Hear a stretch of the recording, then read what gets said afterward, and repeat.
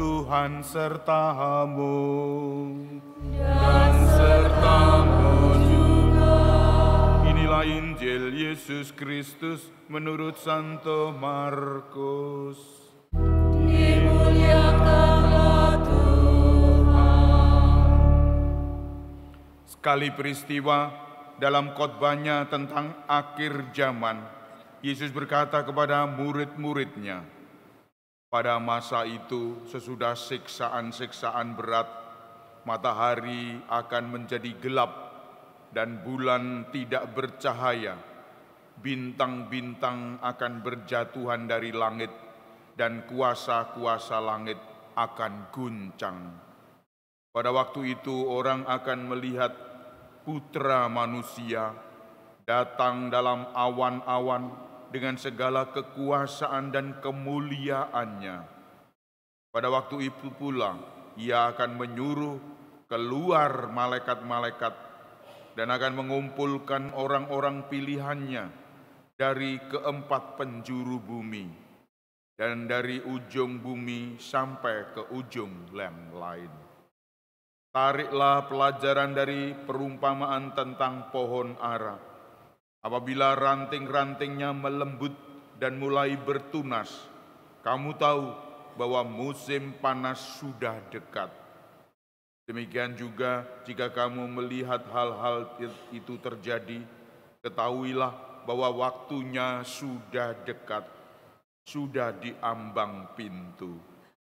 Sesungguhnya aku berkata kepadamu, orang-orang zaman ini tidak akan berlalu sebelum semuanya itu terjadi.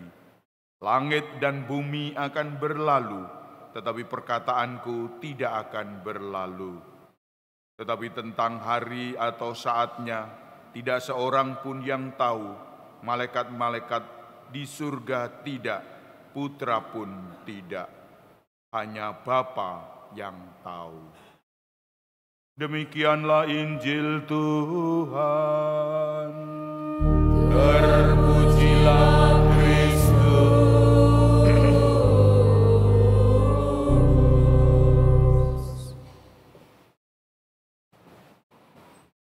Bapak Ibu Saudara-saudara yang terkasih dalam Kristus, pada kali ini Injil yang seluruh minggu ini itu tentang akhir zaman.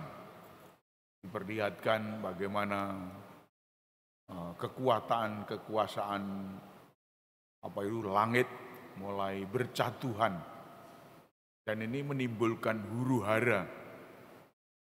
Masih ingat dalam diri kita bagaimana tahun 98, mulai tahun 96, gonjang-ganjing di Indonesia, bakar-bakaran.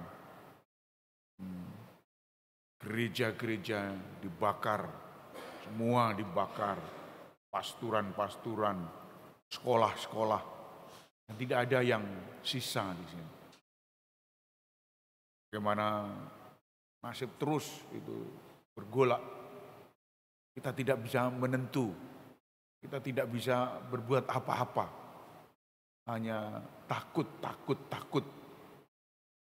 Oleh karena itu Bapak Ibu, itulah perasaan-perasaan manusiawi kita. Kalau kita melihat hal seperti itu, apa yang harus kita lakukan? Kita tetap sabar, tetap tabah. Tidak perlu suara-suara ini masuk di telinga kita. Kita tetap sabar, tabah, tawakal. Karena kondisi-kondisi ini pasti terjadi. Dunia tidak mungkin diam saja, pasti bergolak satu kali. Seluruhnya pasti ada. Tidak hanya di Jawa saja, tidak hanya di luar Jawa, tapi semuanya. Ini adalah pengalaman-pengalaman kita. Harus kita pelajari hal ini. Oleh karena itu, kita tidak perlu mendengarkan hal-hal itu. Maka apa yang terjadi dalam Injil hari ini, sungguh semuanya kekuatan-kekuatan bumi, langit goncang. Dan ini adalah pasti terjadi. Hanya kita tidak tahu kapan ini terjadi. Tidak perlu dipertanyakan juga kapan. Maka kalau kita mendengarkan sana sini, waduh ini orang yang seperti ini kok hidupnya kayak gini, hidupnya awut-awutan, hidupnya ndak karu-karuan, kok hidupnya kayak gini, wah cemerlang, makmur, bangkit semuanya. Kita sendiri yang hidup saleh, yang biasa-biasa, yang taat, hidupnya kok alah tembre-tembre dan karu-karuan. Kita tidak bisa meramalkan semuanya ini. Jangan percaya dengan ramalan-ramalan itu. Ramalan-ramalan itu bohong. Ramalan-ramalan hanya untuk diri orang-orang yang tidak mengerti akan dirinya sendiri. Kita sudah punya apa yang disebut Yesus Kristus. Yesus Kristus adalah junjungan kita. Ini pedoman kita.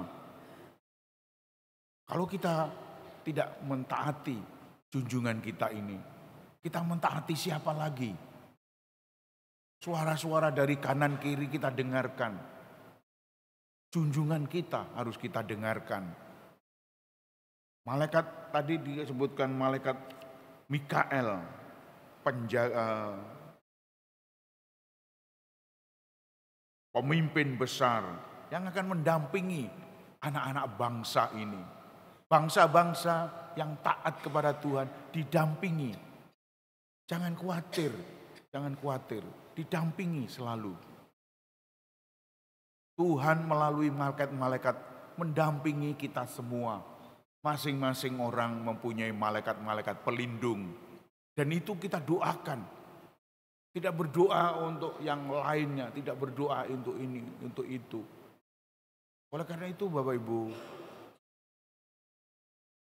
tetap sabar, tetap tabah, tetap tawakal.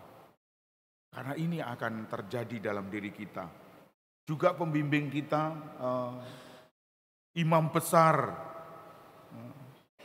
Imam besar ini akan mengorbankan dirinya hanya satu kali untuk selama-lamanya. Dan itu adalah kita semua. Bapak Ibu, saudara-saudara yang terkasih, kita diingatkan akan hal ini. Kalau kita tidak setia, kita akan hidup dalam awut-awutan. Contohnya kalau kita mudah mendengarkan sana sini. Bagaimana hidupnya? Kok hidup seperti ini? Ayo, besok akhir zaman, mari kita serentak, tidak karu-karuan hidupnya. Molimo, madon, main malam. Dan itu semua kita lakukan dengan rutin. Karena besok akan kiamat. Tapi ternyata tidak kiamat. Terus saja. Dan itu semua terjadi. Dulu ada tahun berapa itu? 70-an enggak salah. 70-an. Mau diramalkan tentang akhir zaman. Buktinya tidak ada. Tahun 2000 juga tidak ada. Apalagi tahun 2005, 2015 ini, 2025 ini. Pasti ada untuk menggoncangkan iman kita.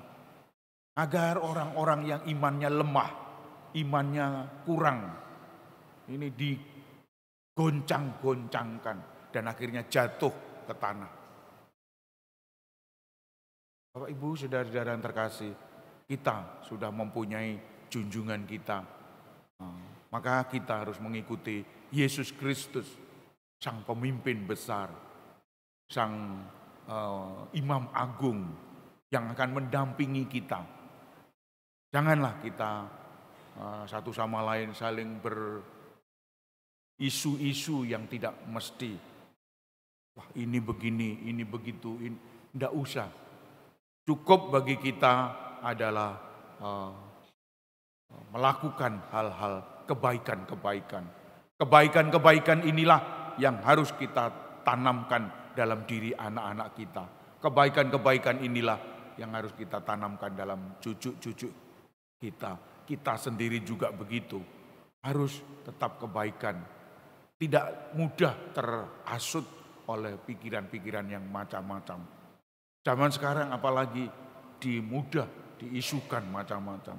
Medsos dengan segala perangkatnya, kita sendiri ingin digoncangkan oleh pikiran-pikiran itu. Kita cukup melalui karya-karya Allah. Kita lihat karya-karya Allah, karya-karya yang besar.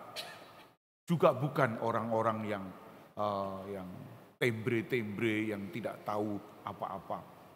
Hanya dengar sana, dengar sini, dengar sana. Sudah diekspos, sudah digerakkan untuk melakukan perbuatan-perbuatan tidak benar.